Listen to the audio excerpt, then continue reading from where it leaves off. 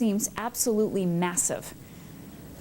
Well, it was about a 14-month investigation from beginning to where we are right now.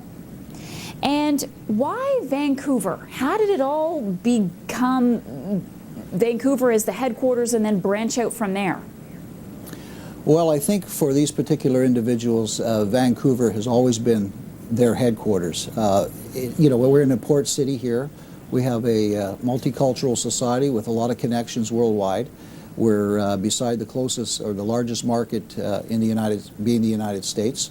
So all the conditions are right for these individuals to live here with all these contacts. Why it started here is because the head of these organizations reside here and again have these contacts.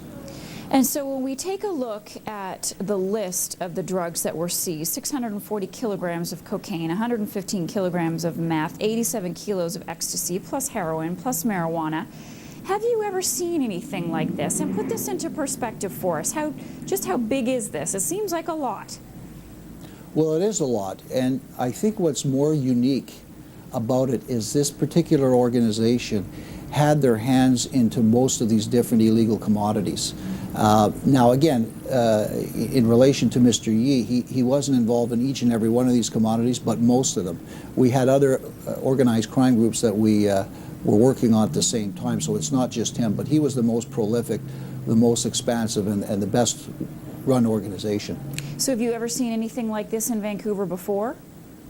Not to the extent in its totality. We've seen meth at that level perhaps before, ecstasy in large shipments, but not in combination with everything else. Now, we heard in the report that there has been a lot of gunfire on the streets of Vancouver. Do you think that with this bust and all of these arrests that things are going to change on the streets of Vancouver as a result of this? Well, it's very hard for me to speculate, but certainly from our perspective and from our investigation, we have disrupted them significantly. What they do now, what kind of accountability for lost product, new leadership, etc., is yet to be determined. And that brings up a good point. Do you think you got everybody, or do you think there's somebody waiting in the wings to take over for all the people that were arrested? Well, there's always somebody in the wings, and we have adopted an assertive approach to keep on top of things, and we'll work on the next one. But we still have a ways to go here. We strategically timed this for a variety of reasons to take it down at this point in time. There are more charges coming, but again, there will be changes in some of the leadership. Well, there has to be some sense of satisfaction for you tonight.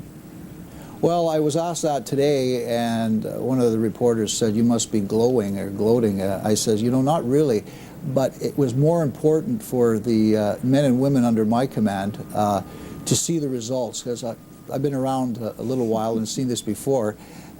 It's like taking your kid fishing. You'd rather him catch the fish. So I had some great, dedicated people working weekends, nights, canceling holidays, because we just had to stay on top of things.